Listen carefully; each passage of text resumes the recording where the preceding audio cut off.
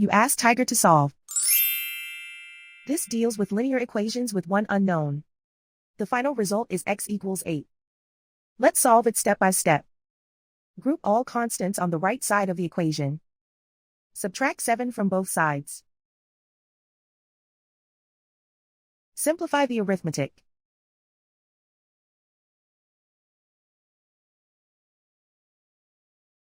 Isolate the x. Multiply both sides by 4. Group like terms. Multiply the coefficients. Simplify the fraction.